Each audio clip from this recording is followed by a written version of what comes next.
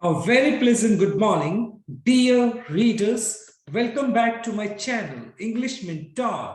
Today, we are going to analyze the editorial of 3rd of December. So let us start this editorial in detail. The title of this editorial is Limited Gains. देखो, limited का मतलब होता है सीमित, gains का मतलब होता है फायदा, जिसका मतलब यहाँ पर least expected benefits, यानी कम अपेक्षित फायदा ऑन ओमिक्रॉन रिस्क। ओमिक्रॉन क्या है? देखो, ये एक कोविड का एक नया वेरिएंट आया है और इसको सबसे पहले डिटेक्ट किया गया था साउथ अफ्रीका के अंदर। तो साउथ अफ्रीका ने जैसे ही ओमिक्रॉन को डिटेक्ट किया तो उसको पब्लिकली शेयर किया सभी कंट्रीज के साथ, और जिस तरीके से साउथ अफ्रीका को उस चीज का फायदा मिलना चाहिए था, उसको कहीं ना कहीं वो फायदा नहीं मिला। तो इसी वजह से इस पर्टिकुलर टाइटल, इस आर्टिकल को टाइटल दिया गया है लिमिटेड गेन्स, यानी कि सीमित फायदा ऑन ओमिक्रॉन रिस्क। तो अभी फिलहाल क्या है, पूरी की पूरी दुनिया के सामने ओमिक्रॉन जो कि कोविड का एक नया वेरिएंट है, उसका जोखिम बना हुआ है। इसी बात को हम इस एडिटोरियल में स्टडी करने वाले हैं। So let us start. Increased vaccination, यानी अगर टीकाकरण को बढ़ाया जाता है। कोविड एप्रोप्रिएट, एप्रोप्रिएट का मतलब प्रॉपर बिहेवियर, और अगर अच्छा बिहेवियर किया जाता है जो कि कोविड को कंट्रोल करने के लिए किया जाना चाहिए, can cut the Omicron risk. तो जिस तरीके से कोविड ने अपना तहलका मचाया था, बुरी तरीके से पूरी दुनिया को उसने तबाह किया था, तो उस रिस्क को क्या किया जा सकता है, उस रिस्क को कंट्रोल किया जा सकता है, उस जोखिम को क्या किया जा सकता है, उसको नियंत्रण में लाया जा सकता है। If China was severely criticised, अगर चाइना को सिवियरली बैडली क्रिटिसाइज, उसकी आलोचना की गई थी चाइना की, for keeping the SARS COVID 2 outbreak. और सबसे पहले जो कोविड का जो आउटब्रेक था, आउटब्रेक का मतलब किसी चीज का अचानक से स्टार्ट हो जाना, फूट पड़ना, तो आउटब्रेक कहलाता है। और ये जो कोविड था चाइना के अंदर स्टार्ट हुआ था, दैट बिकेम इन नवंबर 2019। और सबसे पहले कोविड की जो शुरुआत थी वो कहां पर हुई थी? चाइना के अंदर हुई थी 2019 के अंदर, नवंबर का महीना था। श्राउडेड, श्राउडेड का मतलब हिडन इन सीक्रेसी, श्राउडेड का मतलब क्या? हिडन, छुपाया हुआ, सीक्रेसी मतलब प्राइवेसी के अंदर। तो चाइना ने क्या किया था, नवंबर 2019 को ये कोविड का जो आउटब्रेक चाइना के अंदर हुआ था, तो चाइना ने उस आउटब्रेक को, कोविड के आउटब्रेक को पब्लिकली शेयर नहीं किया था किसी भी कंट्री के साथ। And for sharing the genetic sequence on public database only on January 12, 2020।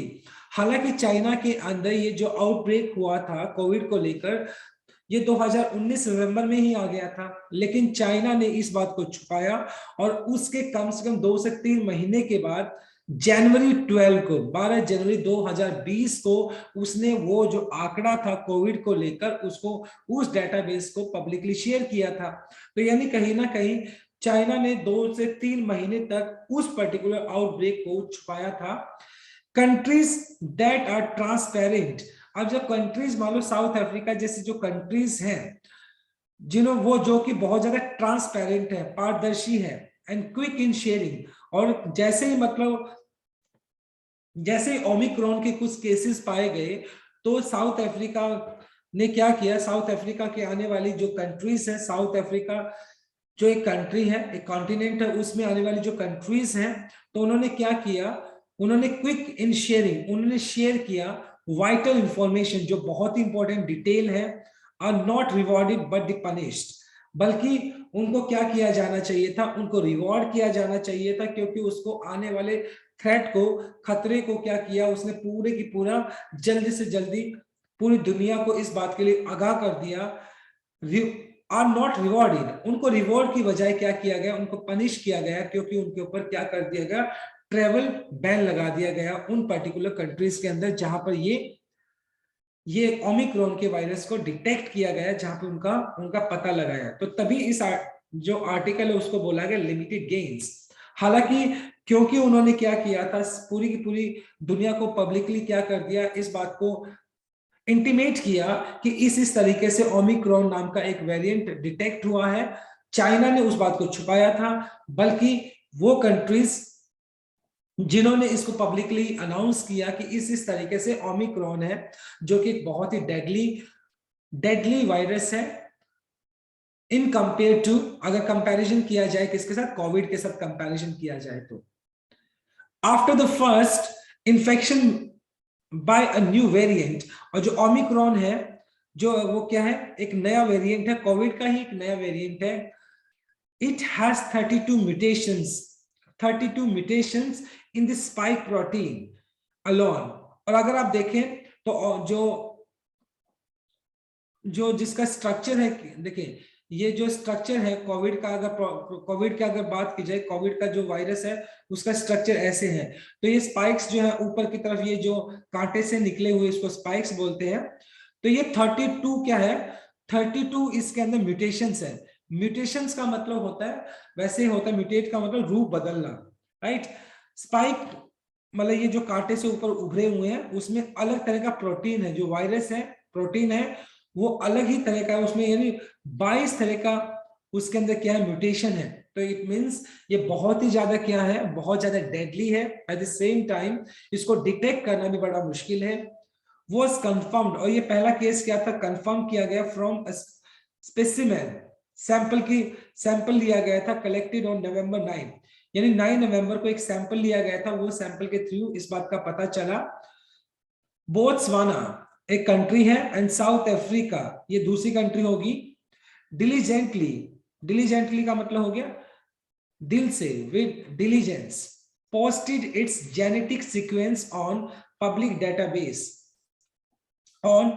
तो साउथ अफ्रीका और बोत्सवाना नाम की जो दो कंट्रीज हैं, उन्होंने क्या किया था, उन्होंने अपना जो डाटा था जेनेटिक सीक्वेंस को लेकर, जेनेटिक सीक्वेंस क्या होता है, एक तरीके से आपका टेस्ट जिसके अंदर क्या किया जाए, डीएनए टेस्टिंग किया जाता है किसी भी वायरस का। तो जैसे उसने उस वायरस को डिटेक्ट किया, उसको स्टडी किया, तो उसका जो भी डेटाबेस था, जो भी उसका निष्कर्ष निकल कर आया, तो उन्होंने क्या कर दिया, वो पब्लिकली शेयर किया, छुपाया नहीं चाइना की तरह। ऑन November 23 और 23 नवंबर को उन्होंने क्या कर दिया, उसको साझा कर दिया, उसको पब्लिकली शेयर कर दिया।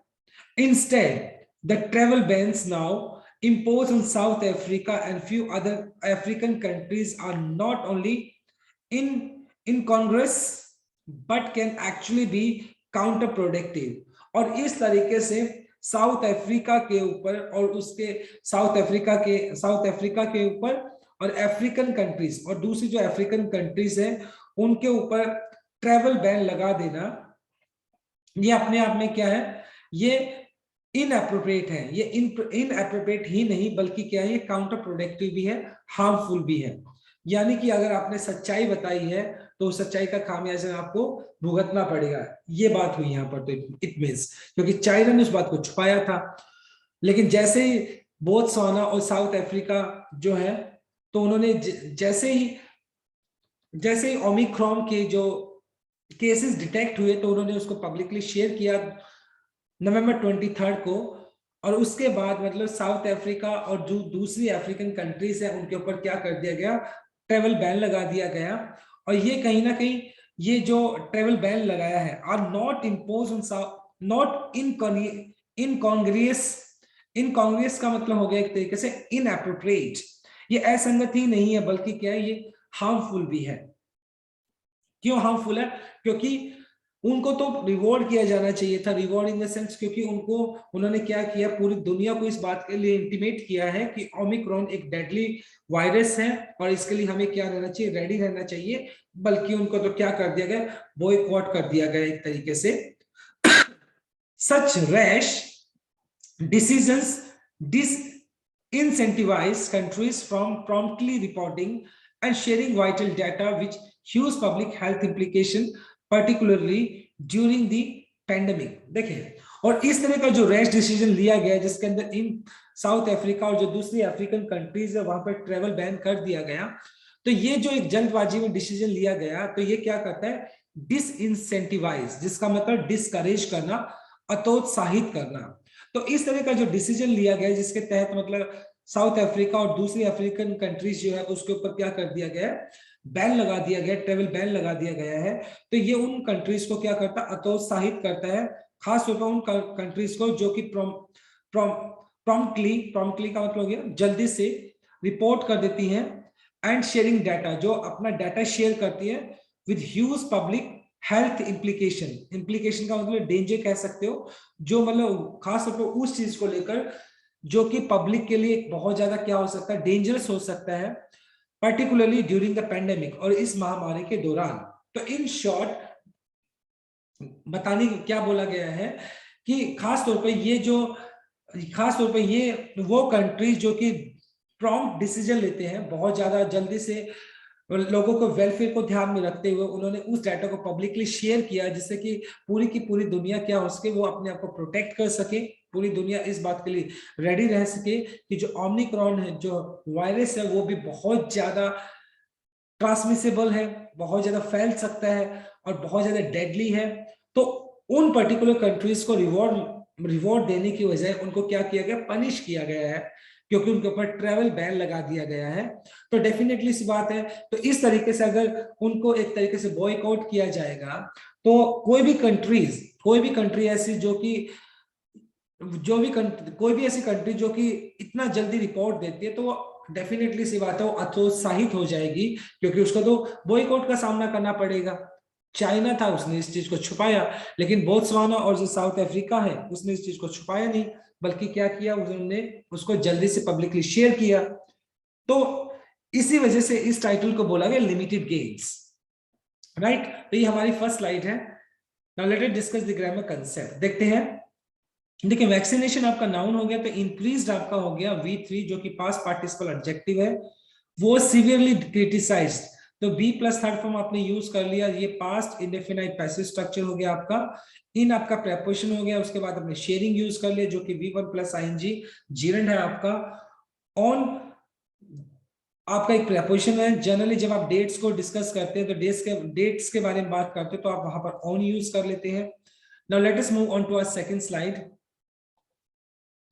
द डेमोन्स्ट्रेशन का मतलब है डिस्प्ले करना, किसी चीज को दिखाना, by Botswana and South Africa of their capability to quickly detect new variant through superior surveillance by genomic sequencing needs to be rewarded through the enhanced vaccine access to protect Africa and cut the risk of new variants। देखिए, और जो जिस तरह का south Africa और Botswana ने अपनी capability को दिखाया, अपनी क्षमता को दिखाया है, क्षमता का प्रदर्शन किया है, किस बात को लेकर, उन्होंने क्या किया, जो ओमिक्रॉन जो नया वेरिएंट है उसको बहुत जल्दी से उन्होंने डिटेक्ट कर लिया, उसका पता लगाया, और उनका जो सिस्टम है, उनका जो सर्विलेंस है, ऑब्जर्वेशन जो सिस्टम है उनका, वो बहुत ही ज्यादा सुपीरियर क्वालिटी का है।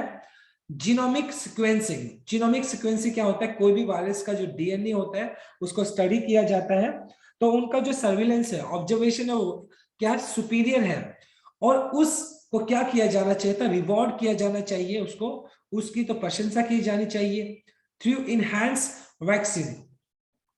और मतलब साउथ अफ्रीका की अगर बात की जाए और इन पर्टिकुलर कंट्रीज के अंदर बात की जाए, खास तौर पर अफ्रीका की बात की जाए, तो वहां पर अभी भी कोविड को 2 साल से ज्यादा का टाइम होने वाला है, अभी तक भी वहां पर फुल वैक्सीनेशन की अवेलेबिलिटी नहीं है, और उनको रिवॉर्ड किया जाना चाहिए। वो रिवॉर्ड कैसे किया जा सकता है कि वहां पर अगर अफ्रीका की अगर बात की जाए तो अफ्रीका को बचाना चाहिए, उसकी सुरक्षा की जानी चाहिए, और वहां पर इनहैंस वैक्सीनेशन मतलब वैक्सीन को बढ़ाकर, यानी वैक्सीन की जो एक्सेस है उसको पहुंच को बढ़ाकर अफ्रीका को प्रोटेक्ट किया जाना चाहिए, and cut the risk of new variant. और जो नया वेरिएंट वहां पर अभी स्प्रेड हो रहा है उसका जो जोखिम बना हुआ है उसको क्या करना चाहिए, उसको कट करना चाहिए, उसको खत्म करना चाहिए।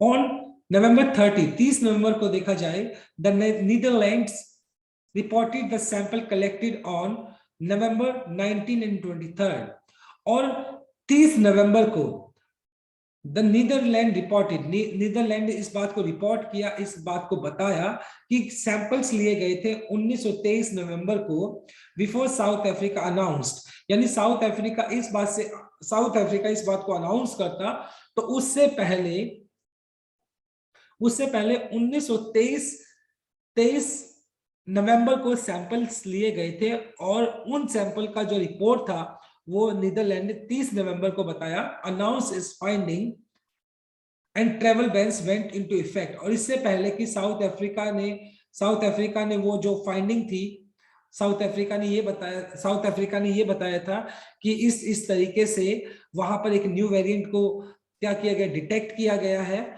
और उसके बाद वहां पर ट्रेवल बैन्स लगा दिया गया। कहां पर? साउथ अफ्रीका के अंदर, वर ऑफ ओमिक्रॉन वेरिएंट। और कहीं ना कहीं नीदरलैंड इस बात को बोलता है कि उसने 30 नवंबर को ये बात कही कि वो जो वेरिएंट थे, जो सैंपल लिए गए थे 1923 को, तो वो सैंपल्स भी पॉजिटिव पाए गए हैं, और वो जो सैंपल थे वो क्या थे, ओमिक्रॉन वेरिएंट के ही थे। ऐसा नीदरलैंड ने रिपोर्ट किया। While it is unclear, लेकिन अभी भी ये अस्पष्ट है, अभी भी क्लियर नहीं है, whether these people had also visited Southern Africa। और नीदरलैंड के अंदर जो अभी बात की गई है, तो नीदरलैंड ने ये बोला है कि 1923 को जो भी 19 और 23 को जो सैंपल्स लिए गए थे, वो सैंपल्स पॉजिटिव पाए गए हैं ओमिक्रॉन से। तो अब ये बात अस्पष्ट है, क्या ये जो लोग जो कि पॉजिटिव पाए गए हैं ओमिक्रॉन वेरिएंट से, तो क्या ये सारे के सारे लोगों ने जो साउदर्न रीजन था, साउथ अफ्रीका था, क्या वहां पर उन्होंने विजिट किया था? 14 आउट ऑफ 61 पैसेंजर्स, और 61 पैसेंजर में से जो 14 पैसेंजर हैं, जो 1923 की बात की जा रही है, जो कि सैंपल लिए गए थे, उन 61 पैसेंजर में से 14 जो पैसेंजर्स हैं रिटर्निंग फ्रॉम साउथ अफ्रीका, जो कि साउथ अफ्रीका से वापस आ रहे हैं, ऑन नवंबर 26, जो कि 26 नवंबर को वापस आए, who tested positive for Omicron showed different strain। और वो 61 में से 14 जो लोग जो कि साउथ अफ्रीका से विजिट किए, वो क्या है, वो सभी के सभी ओमिक्रॉन से क्या थे, पॉजिटिव थे। दिस सजेस्ट दैट, इस बात से ये पता चलता है that people were probably infected independently from different source and in different locations. तो इस बात से पता चलता है कि ये जो लोग हैं जो कि इन्फेक्टेड हुए हैं, ये खुद इन्फेक्टेड हुए इंडिपेंडेंटली स्वतंत्र तरीके से, मतलब क्या हुए, इन्फेक्टेड हुए हैं, एंड फ्रॉम डिफरेंट सोर्स, और अलग अलग सोर्स से वो क्या हुए, इन्फेक्टेड हुए, डिफरेंट लोकेशन, और अलग अलग लोकेशंस में क्या है, वो क्या हुए हैं, इन्फेक्टेड हुए हैं। Belgium and Germany too have reported the presence of the variant well before South Africa flagged it। Flagged का मतलब हो गया एक तरीके से gave a green signal। और कहीं ना कहीं बेल्जियम और जर्मनी है, उन्होंने भी इस बात को रिपोर्ट किया है कि उन कंट्रीज के अंदर भी जो नया वेरिएंट है ओमिक्रॉन, वो वेरिएंट की प्रेजेंस वहां पर भी है, वहां पर भी उसकी उपस्थिति है। साउथ अफ्रीका ने इस बात को कहने से पहले भी बेल्जियम और जर्मनी के अंदर ये ओमिक्रॉन वायरस वहां पे एग्जिस्ट करता है। Even if the Omicron variant did not emerge in Europe, मान सकते हैं कि जो ओमिक्रॉन जो वेरिएंट है, अगर माना जाए कि ओमिक्रॉन जो वेरिएंट है वो यूरोप के अंदर इमर्ज नहीं हुआ, इमर्ज का मतलब कम आउट, मतलब पैदा होना, अगर इस बात को माना जाता है कि ओमिक्रॉन जो वेरिएंट है वो यूरोप के अंदर पैदा नहीं हुआ, the presence of variant before south Africa notified it, लेकिन साउथ अफ्रीका के नोटिफाई करने से पहले बेल्जियम और जर्मनी, जो कि मतलब एक यूरोपियन कंट्रीज हैं, ओके, और वहां पर साउथ अफ्रीका के नोटिफाई करने से पहले अगर इस बात को कहा जा रहा है कि बेल्जियम और जर्मनी के अंदर ओमिक्रॉन का प्रेजेंस था साउथ अफ्रीका के नोटिफाई करने से पहले, and the travel ban strongly suggest, और वहां पर ट्रेवल बैन लगा दिया गया है, इस बात को सजेस्ट करता है the variant was already spreading in some European countries. तो ये बात साफ साफ दिखाता है कि ये जो यूरोपियन कंट्रीज हैं वहां पर भी ओमिक्रॉन ने क्या किया है, अपनी दस्तक दे दिया है और ओमिक्रॉन वहां पर भी फैल रहा था। साउथ अफ्रीका ने तो क्या किया है, पब्लिकली इस बात को अनाउंस कर दिया जैसे ही उसने ओमिक्रॉन वायरस को डिटेक्ट किया तो उसने पब्लिकली उसको शेयर किया। लेकिन उससे पहले भी जो यूरोपियन कंट्रीज है वहां पर ओमिक्रॉन वेरिएंट है वो स्प्रेड हो रहा था। So this is a second slide. Now let us discuss the grammar concept. देखिए, to be rewarded, to be वैसे आपका इंफिनिटिव केस हो गया, उसके बाद बी प्लस थर्ड फॉर्म आपने यूज कर लिया जो कि पैसिव स्ट्रक्चर हो गया। फाइंडिंग्स आपका वैसे नाउन हो गया यहाँ पर जीरेंट की तरह है, और इट्स यहाँ पर यूज हो गया आपका वैसे adjective. Had also visited, had के बाद आपने थर्ड फॉर्म यूज कर लिया जो कि पास्ट परफेक्ट हो गया। वर इन्फेक्टेड, ये आपका बी प्लस थर्ड फॉर्म हो गया जो कि आपका पास्ट इंडेफिनाइट पैसिव स्ट्रक्चर हो गया। And did not past indefinite, और इसलिए यहाँ पे इमर्ज आपने यूज कर लिया V1 क्योंकि डिड नॉट ऑलरेडी आ चुका है। Now let us move on to our third slide. It also reflects, और ये बात इस बात को भी दिखाता है, इट ऑल्सो रिफ्लेक्ट्स, रिफ्लेक्ट्स का मतलब ऐसे किसी चीज को प्रतिबिंब करना, रिफ्लेक्ट्स करना, दिखाना। तो ये बात, it also reflects the relatively poor surveillance in place, और कहीं ना कहीं ये मतलब ये जो चीज है अफ्रीका के अंदर जैसे ही डिटेक्ट किया गया तो उसने पब्लिकली शेयर किया, और उस बात को दिखाता है कि अफ्रीका का जो ऑब्जर्वेशन है, जो सर्विलेंस है, वो बहुत सुपीरियर क्वालिटी का है। लेकिन अगर बात की जाए जर्मनी और बेल्जियम और दूसरी जो है यूरोपियन कंट्रीज है, तो साउथ अफ्रीका के नोटिफाई करने से पहले ओमिक्रॉन वायरस वहां पे एग्जिस्ट करता था।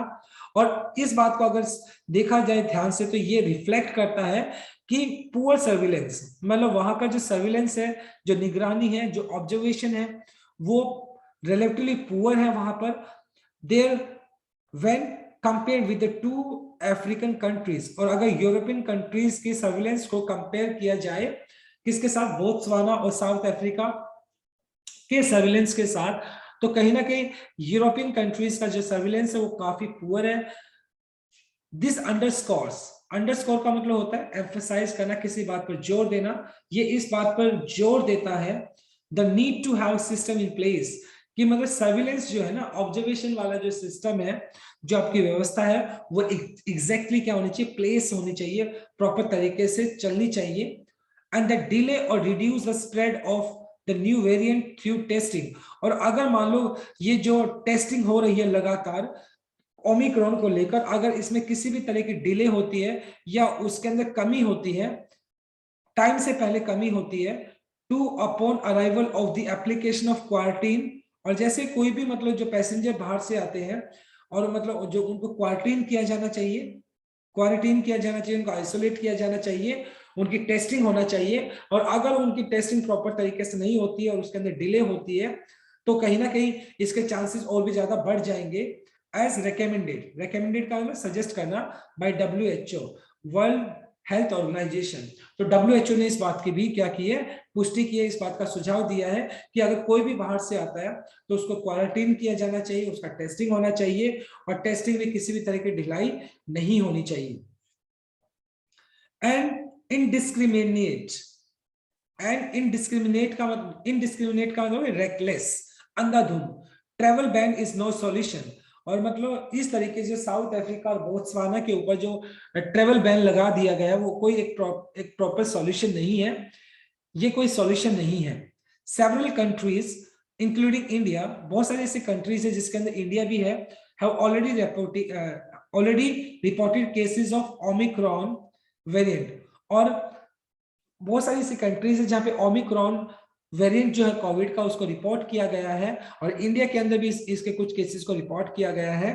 कल ही अगर देखा जाए तो कर्नाटका के अंदर 2 केसेस थे जिनको क्या किया गया, रिपोर्ट किया गया है, जो कि ओमिक्रॉन से इन्फेक्टेड है। Said to pose a very high global risk, pose का मतलब प्रेजेंट करना एक तरीके से, और ये पूरी के पूरा वैश्विक एक जोखिम पैदा कर दिया है, किसने, ओमिक्रॉन ने। दोबारा से पूरी दुनिया के लिए खतरा पैदा हो गया है। दो हालांकि डिजीज सीवियरिटी, सीवियरिटी का मतलब जोखिम कितना कितना, मतलब ये डेडली है, कितनी खतरनाक है, and different categories of people still remains unclear.